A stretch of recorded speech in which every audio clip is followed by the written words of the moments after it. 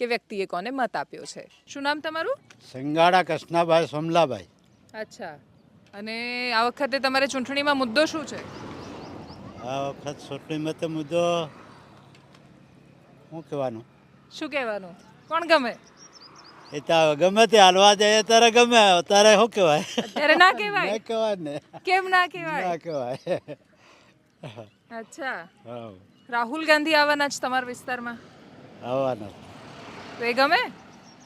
એ તો બધા જ ગમે ને, આપણે કોણ ખોટા છે? અને મોદી ગમે? બધા ગમે, મોદી ગમે ને રાહુલ ગાંધી એ ગમે, આપણે કઈ ના પાડીએ છે. હા, એ તો કોઈને ના નથી પાડતા, પણ વોટ તો એકને જ આપશો ને. હા, એકને. કોઈ તકલીફ ખરી, સમસ્યા અહીંયા કે સારું છે બધું?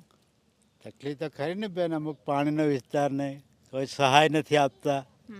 હા, હા, આ નળ મૂક્યા પણ વરસાદથી ગયા વર્ષથી મોકલ્યા હતા, આ સુધી કઈ છે નથી. પાણી કોઈ દિવસ નથી આવ્યું? ના, હજુ લાઈન તૈયાર નથી થઈ. લાઈન નથી થયા? એક મિનિટ, શું? અચ્છા, અચ્છા, અચ્છા, કેમેરા સામે નથી બોલવું, બરાબર.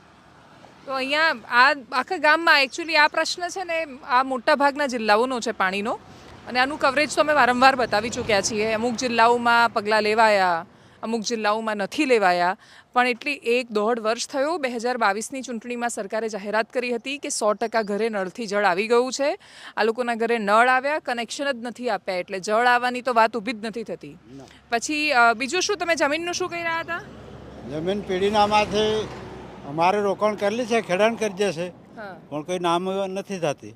અચ્છા, તો કેટલી પેઢીઓથી કરો છો અહીંયા રહેવાનું? કેટલા સમયથી?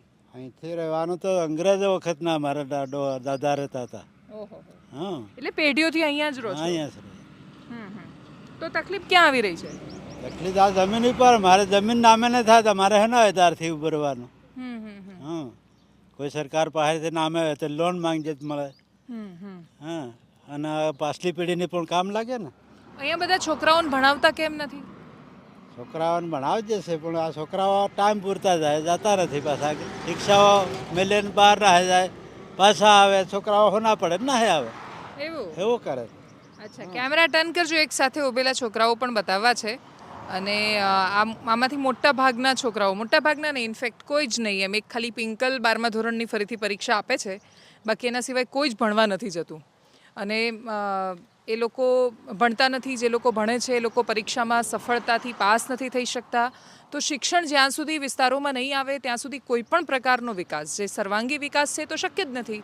આ નાના નાના બાળકો છે, આજે એમને શિક્ષણનું મહત્ત્વ કદાચ